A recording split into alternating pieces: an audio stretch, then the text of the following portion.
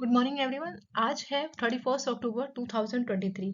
So guys I hope आप सभी बहुत अच्छे होंगे और बहुत अच्छे से आप लोगों की पढ़ाई चल रही होगी। तो चलिए आज का सेशन स्टार्ट करते हैं। आज है 31 October 2023, daily current affair by SSR. So guys आज का जो सेशन है बहुत ज़्यादा इंपॉर्टेंट है और बहुत ज़्यादा इंटरेस्टिंग भी है, क्योंकि अभी हाल ही में जो है WHO ने अपना टीबी सलाहकार के रूप में किसे अभिनियुक्त किया है, तो उसके बारे में जानेंगे। और WHO के बारे में भी हम जान पाएंगे कि कब इसे इस्टेब्लिश किया गया था, कौन इसके अध्यक्ष हैं।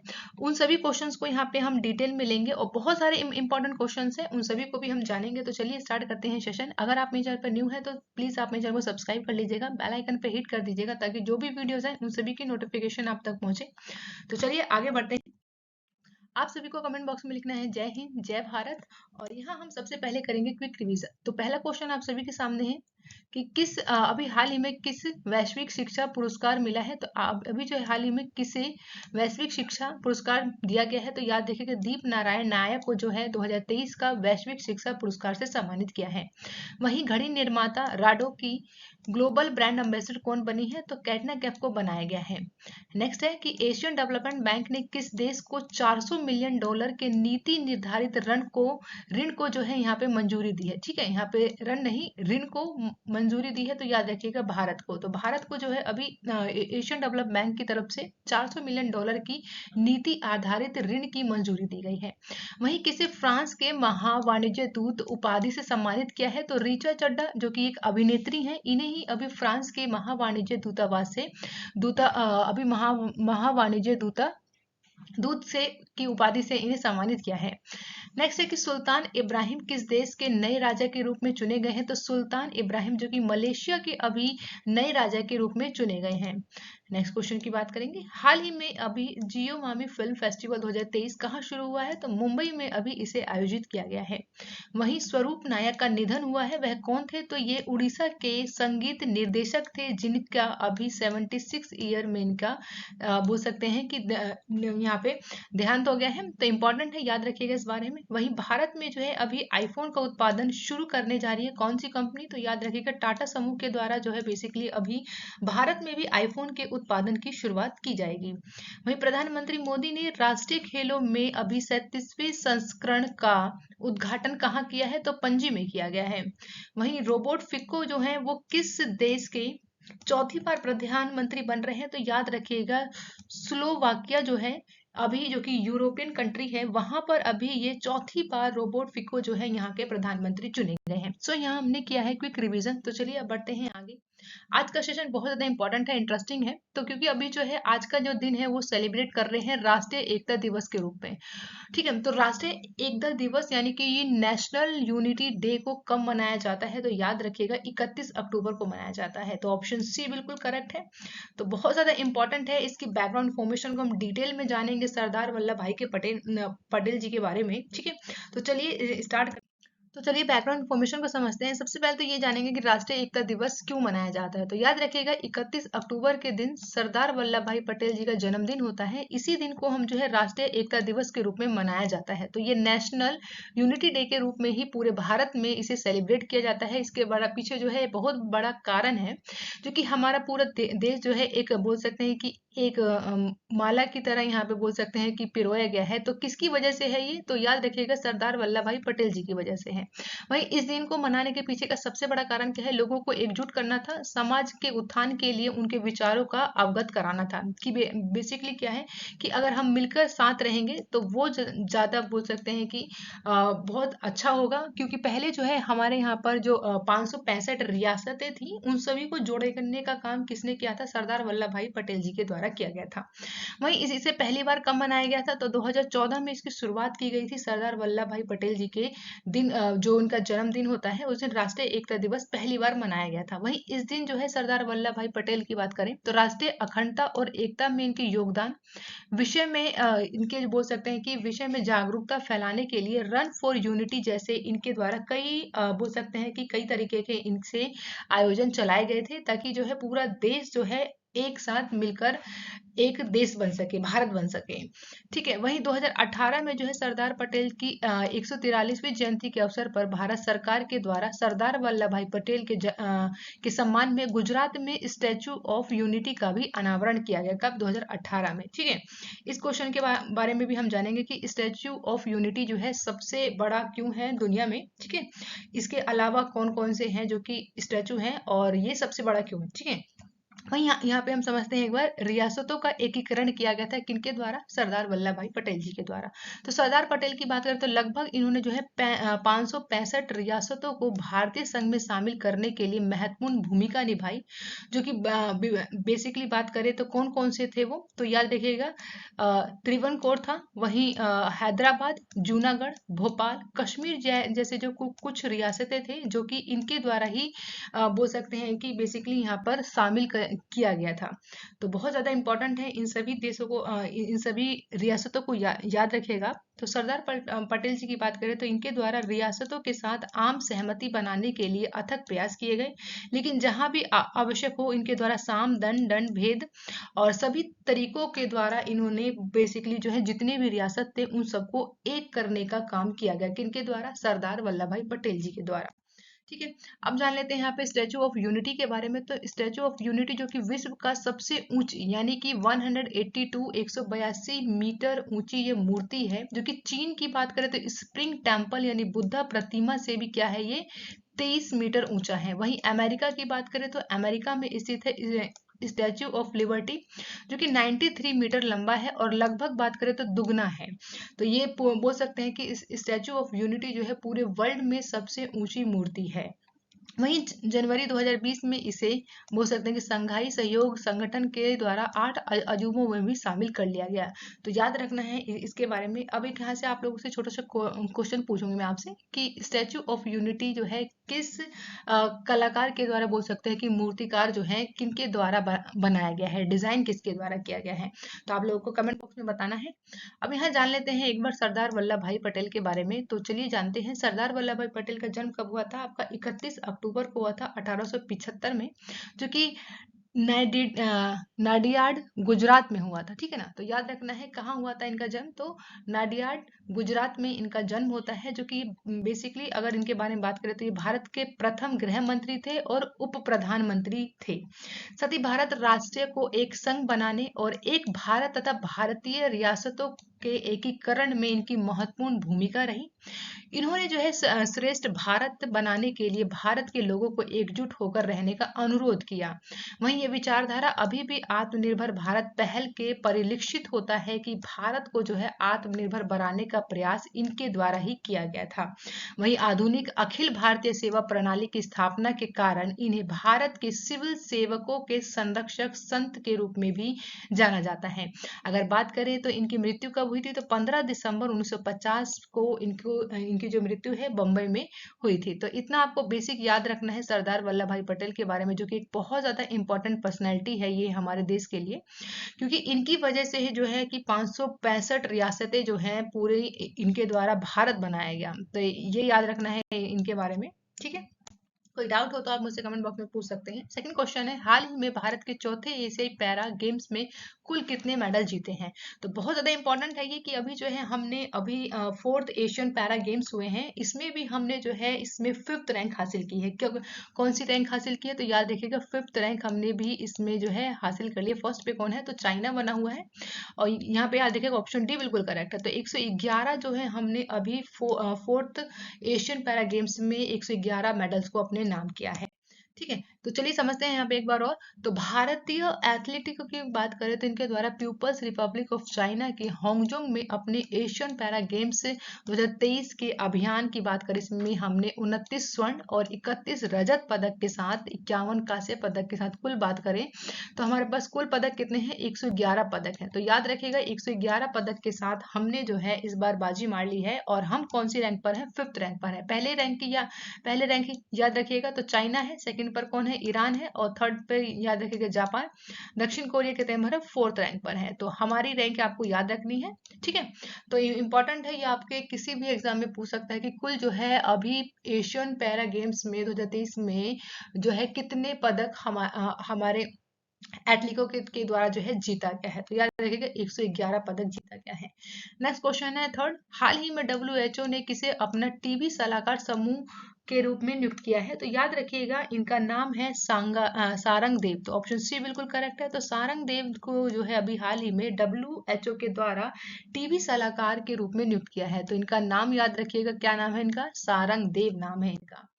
अब बात करते हैं बैकग्राउंड इंफॉर्मेशन की। तो प्रोफेसर सारंग देव को विश्व स्वास्थ्य संगठन यानी डब्ल्यूएचओ के द्वारा तपेदिक यानी टीबी के लिए रणनीतिक और तकनीकी सलाहकार समूह के सदस्य के रूप में इनकी नियुक्ति की गई है। वहीं आपको याद रखना है यहाँ पर कि डब्ल्यूएचओ की फुल फॉर्म, तो वर्ल्ड हेल्थ ऑर्गेनाइजेशन इसकी फुल फॉर्म है। इसको स्थापित कब किया गया था? तो 17 अप्रैल को किया गया था 1938 में। कब किया गया था?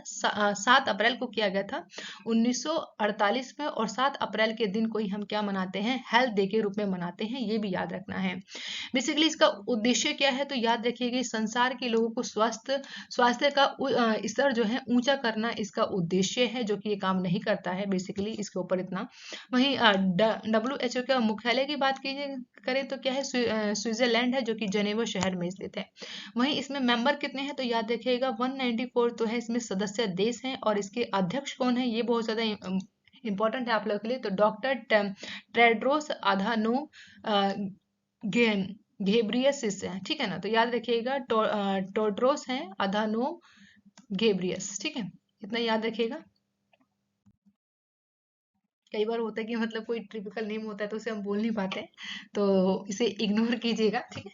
नेक्स्ट है कि फोर्थ क्वेश्चन है, हाल ही में फिनटेक यूनिकॉर्न के मामले में कौन सा देश जो है शीर्ष पर रहा है? तो फिनटेक यूनिकॉर्न के मामले में कौन सा देश शीर्ष पर रहा है? तो यूएसए जो है इस पे जो है फर्स्ट रैंक इसके द्वारा हासिल किया गया है। तो चलिए समझते हैं एक बार बैकग्राउंड इंफॉर्मेशन को। तो अभी जो है वैश्विक शोध फर्म स्टेटिस्टिक्स के अनुसार बात करें तो भारत ने जो है वित्तीय प्रौद्योगिकी यानी फिनटेक यूनिकॉर्न की संख्या में दुनिया भर में तीसरा स्थान प्राप्त किया है। वहीं यूके यानी कि अमेरिका और यूएसए के द्वारा जो है क्वांटिटी और ओवर वैल्यू दोनों के मामले में जो है पहले और दूसरे स्थान पर अपने क्षेत्र में ये बने हुए हैं। तो याद रखिएगा फर्स्ट रैंक पे कौन है? तो अमेरिका है, यूएसए है। और सेकंड रैंक पे कौन है? तो याद रखना है आपको यूनाइटेड किंगडम है। और यूनिकॉर्न की बात करें तो यूनिकॉर्न होता क्या है बेसिकली? तो याद रखिएगा यूनिकॉर्न जो होता है एक निजी स्वामित्व वाला स्टार्टअप व्यवसाय होता है जिसकी मूल्य की बात करें तो $1 बिलियन से अधिक होता है। जो कि इसके जो उद्यमी पूंजी होती है कंपनियों में, उसी को हम क्या बोलते हैं? यूनिकॉर्न शब्द का प्रयोग किया जाता है। तो याद रखिएगा वो निजी स्वामित्व वाली कंपनी जो कि स्टार्टअप व्यवसाय रहता है, जिसमें उसका मूल्य जो है कितना होता है? $1 बिलियन से अधिक होता है। वहीं देश की बात करें कि भारत में अगर बात करें तो भारत में जो है 108 जो है यूनिकॉर्न स्टार्टअप थे। लेकिन अब जो है इस लिस्ट में कौन शामिल हो गया है? तो जेपेटो। तो जेपेटो की एंट्री होने के बाद यूनिकॉर्न स्टार्टअप में संख्या कितनी हो गई है? 109 हो गई है।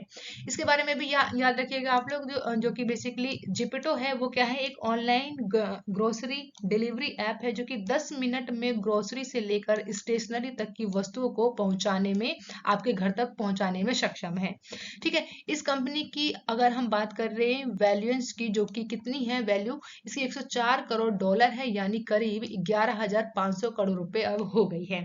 वहीं इसकी बात करें कंपनी को स्टार्ट किसके द्वारा किया गया था? तो ये याद रखिएगा यहाँ पे आदित्य पालिचा के द्वारा और केवल्य वोहरा के द्वारा 2021 में इसको शुरुआत की गई थी। किसकी? जेपिटो की, ठीक है।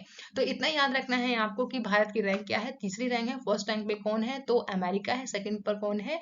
यूके है, यानी कि यूनाइटेड किंगडम। इतना याद रखिएगा। यूनिकॉर्न के बारे में भी क्लियर हो गया होगा। अगर कोई डाउट है तो बात करते हैं नेक्स्ट क्वेश्चन की। हाल ही में केरल में ईसाइयों के किस संप्रदाय की प्रार्थना सभा में सीरियल ब्लास्ट हुआ है? तो अभी जो है केरल में रविवार के दिन यहाँ पे बेसिकली जो यहोवा विटनेस जो यहाँ की संप्रदाय है ईसाइयों की, ये बेसिकली यहाँ पे प्रार्थना कर रहे थे चर्च में। लेकिन यहाँ पे क्या होता है, आपको यहाँ पे सीरियल ब्लास्ट कर दिया जाता है, जो कि रविवार की ये घटना है और ये बहुत ही दुखद घटना है। तो याद रखिएगा ये केरल के एर्नाकुलम कन्वेंशन सेंटर में रविवार की सुबह एक के बाद एक 3 बम धमाके से यहाँ पे जो है बहुत बुरी कंडीशन हो गई। और इसमें जो है ईसाई धर्म के लोग जो है प्रार्थना सभा में बम ब्लास्ट से यहाँ पर एक महिला की मृत्यु हुई और 45 व्यक्ति जो है यहाँ पर घायल है।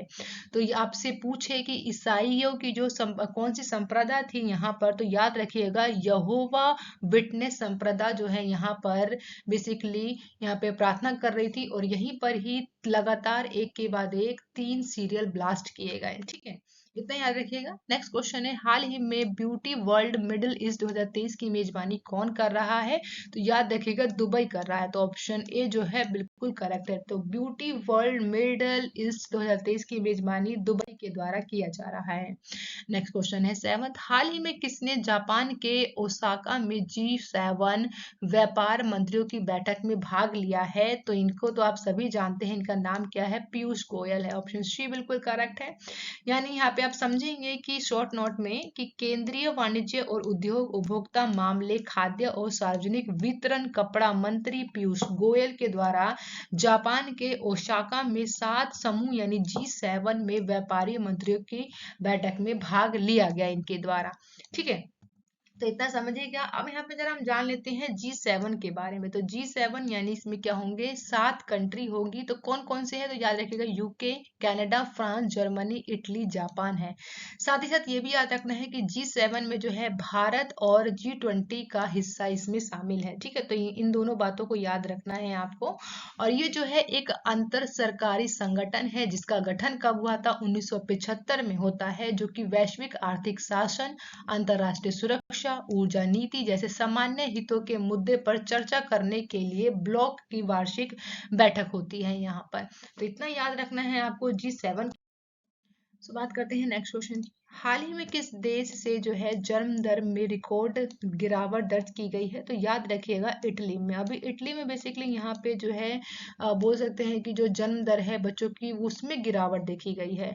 तो आपको सबसे पहले याद रखना है कि यहाँ के प्राइम मिनिस्टर कौन है? तो इनका नाम है जॉर्जिया मेलोनी। और यहाँ की करेंसी याद रखिएगा इटालियन लीरा है। और कैपिटल क्या है? रोम है। तो इतना आपको याद रखना है किसके बारे में? इटली के बारे में। अब बात करते हैं यहाँ पे इटली के बारे में। इटली का मैप देखिए यहाँ पर आप लोग। तो हम यहाँ पे पेन चेंज कर लेते हैं। तो इटली जो है यूरोप के दक्षिणवर्ती 3 बड़े प्रायद्वीपों के बीच का एक प्रायद्वीप है। तो प्रायद्वीप क्या होता है? तो याद रखिएगा प्रायद्वीप वो एरिया होता है जहां पर जो बेसिकली कोई भी द्वीप है उसके तीनों ओर क्या हो? पानी हो या फिर सागर हो, उसी को हम क्या बोलते हैं? प्रायद्वीप बोलते हैं। और इटली जो है यहाँ पर भूमध्य सागर में स्थित है। तो याद रखेंगे आप लोग यहाँ पर कहाँ पर शामिल ये है मेडिटेरियन सी में जो है ये यहाँ पर स्थित है। ठीक है, तो यहाँ पे आप लोग देख पाएंगे यहाँ पे। और इसकी बात करें पश्चिम और दक्षिण और पूर्व में कौन कौन से यहाँ पे सी शामिल है, सागर है? तो याद रखिएगा यहाँ पे जो सबसे पहले आता है पश्चिम की बात करें तो यहाँ पे आप देख पाएंगे लिगुरियन सी कहाँ पर आता है? तो इटली के बेसिकली वेस्ट में है। और मेडिटेरियन सी की बात करें कहाँ पर है? ये आपके दक्षिण में आप लोग देख पाएंगे। और इसी के साथ ही आप यहाँ पे देखेंगे एड्रिक जो है यहाँ पे एड्रियाटिक जो है यहाँ पे सी है वो आप देख पाएंगे कहाँ पर है? तो ये इसके पूर्व में आएगा। और इसी के साथ यहाँ पर आप लोग देख पाएंगे यहाँ पर बोल सकते हैं कि पूर्व साउथ ईस्ट की बात करें तो कहाँ पर है ये? तो लोनियन जो सी है वो भी आप यहाँ पे देख पाएंगे। तो ये यहाँ पे बेसिकली जो बोल सकते हैं कि इटली जो है इन सभी सागरों से यहाँ पे बोल सकते हैं कि घिरी हुई है। और ये क्या है? दक्षिण वर्ती 3 बड़े प्रायद्वीपों के बीच में है। तो इसके तो आपको याद रखना है। साथ ही ये भी याद रखेंगे जो उत्तर की बात करें इटली की, तो उत्तर में बात करें इसके तो क्या है? अल्प्सा नाम की एक पहाड़ी की श्रेणी भी फैली हुई है। तो कहाँ पर? इसके उत्तर में फैली हुई है। ठीक है, तो ये भी याद रखेंगे इसके बारे में, जो कि यहाँ पे जो है यूरोप की सबसे बड़ी श्रृंखला वाली पहाड़ियां हैं और बहुत ज्यादा बड़ी हैं। इस सभी को याद रखेंगे। यहाँ पे अगर बात करें कि किस किस से यहाँ पर जो है इटली की वो लगी हुई है बॉर्डर की बात करें तो फ्रांस से है, स्विट्जरलैंड है, ऑस्ट्रेलिया है। ठीक है, तो यहाँ पर आप सभी कंट्री को देख सकते हैं। तो आप लोगों को याद रखना है इतना आपको मैप के बारे में, इटली के मैप के बारे में। अब चलिए आगे बढ़ते हैं, जो कि है 9 क्वेश्चन। हाल ही में किस देश ने गिनी की खाड़ी में अपना पहला संयुक्त नौसैनिक अभ्यास किया है? तो याद रखिएगा किसने किया है, तो भारत ने किया है। तो ऑप्शन सी बिल्कुल करेक्ट है। तो भारत ने जो है अभी गिनी की खाड़ी में अपना पहला संयुक्त नौसैनिक अभ्यास। तो यहाँ पे हम एक बार समझेंगे एक बार इसकी बैकग्राउंड इन्फॉर्मेशन को। तो भारत और यूरोपीय संघ जो कि गिनी की खाड़ी में अपना पहला संयुक्त नौसैनिक अभ्यास को किया गया है। इसकी लोकेशन की बात करें तो वो जानिएगा यहाँ पर एक बार, कि उत्तर और पश्चिम में लाइब्रेरिया के कैप पाल्मास तक उष्णकटिबंधीय अटलांटिक महासागर का सबसे उत्तरी पूर्व भाग है, जिसे आप क्या बोलते हैं, नल द्वीप भी बोलते हैं। इसको जो है भूमध्य रेखा और प्राइम मेरिडियन के चौराहे के रूप में परिभाषित किया जाता है। तो चलिए एक बार यहाँ पे मैं आप लोगों को बता दूं। सबसे पहले क्या होता है, जो ये हमारी पृथ्वी है, पृथ्वी को कैसे यहाँ पे बांटा गया है। तो याद रखिएगा ये जो बीच में से लाइन जाती है वो क्या होती है, आपको तो याद रखना है क्या है, ये भूमध्य रेखा है। वहीं इसके ऊपर से क्या जाती है, पृथ्वी के ऊपर से यहाँ से अगर बात करें तो क्या जाती है, कर्क रेखा जाती है। फिर उसके बाद क्या जाती है, आपकी मकर रेखा जाती है। और ये ऊपर से जो यहाँ पे बोल सकते हैं कि बेसिकली जो लाइन आती है वो कौन सी होती है, तो याद रखिएगा प्राइम मेडिटेरियन लाइन होती है। और जहाँ पे प्राइम मेडिटेरियन लाइन और यहाँ पर भूमध्य रेखा जब यहाँ पर बेसिकली अगर यहाँ पे मिलते हैं तो उसी को ही क्या बोला जाता है, तो याद रखिएगा, याद रखना है आपको, क्या बोलते हैं, नल द्वीप बोला जाता है, या फिर क्या बोलते हैं, गिनी की खाड़ी बोला जाता है। तो ये बहुत इंपॉर्टेंट क्वेश्चन है, ये आपसे पूछा जाएगा कि गिनी की खाड़ी कब कहाँ, मतलब कि वो कौन सा एरिया है जहां पर जो है, जहां पर आपका भूमध्य रेखा और प्राइम मेडिटेरियन जो है आपस में एक दूसरे को काटती हैं, वो कौन सा जगह है। ठीक है, तो याद रखिएगा आपको क्या बताना है, गिनी की खाड़ी है। तो याद रखना है आपको, इसके बारे में कोई डाउट हो तो पूछिएगा जरूर। ठीक है, अगर यहीं पे हम बात करें कि यूरोपीय संघ की स्थापना कब की गई, तो 1 नवंबर को किया गया था 1993 में, जो कि आपको याद रखना है नीदरलैंड के मस्ट्रिस्ट में किया गया था। वहीं यूरोपीय संघ के संस्थापक कौन रहे थे, जर्मनी था, फ्रांस, इटली, नीदरलैंड और बेल्जियम और लक्समबर्ग था। ठीक है, इतना याद रखना है जो कि बहुत ज्यादा महत्वपूर्ण है आप लोगों के लिए। अब बात करते हैं नेक्स्ट क्वेश्चन, जो कि 10th है। हाल ही में भारतीय सेना की पहली वर्टिकल विंड टनल का उद्घाटन किस राज्य में किया गया? तो याद रखिएगा हिमाचल प्रदेश में किया गया है। तो ऑप्शन बी बिल्कुल करेक्ट है।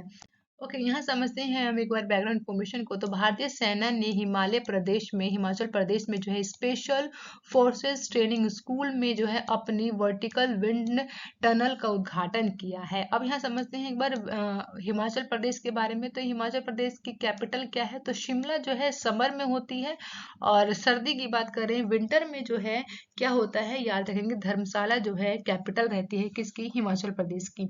वही चीफ ऑफ मिनिस्टर कौन है यहाँ के हिमाचल प्रदेश के, कौन है, सुखविंदर सिंह सुक्खू जो है चीफ मिनिस्टर है कहाँ के, आपके हिमाचल प्रदेश के। और गवर्नर की बात करें कौन है, तो शिव प्रताप शुक्ला जो है गवर्नर है आपके हिमाचल प्रदेश। तो चलिए एक बार यहाँ पे एक बार लोकेशन को देखते हैं। तो ये है आपका इंडिया का मैप। ठीक है, तो ये है भारत का मैप, और यहाँ आप देखेंगे अगर उत्तर में, तो यहाँ आपको क्या दिखाई देगा, हिमाचल प्रदेश।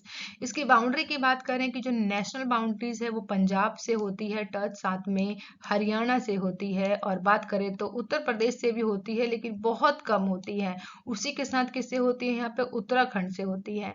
ठीक है, अगर नेशनल बॉर्डर इंटरनेशनल बॉर्डर की बात की जाए तो चाइना से होती है। तो ये आपको लोकेशन हमेशा याद रखनी है। ठीक है, और हमने यहाँ पे पूरे डिटेल में बात कर लिया है कि इसकी कैपिटल, चीफ मिनिस्टर और गवर्नर कितने हैं, बेसिक है, बहुत ज्यादा इंपॉर्टेंट है, इतना आपको पता होना चाहिए स्टेट के बारे में।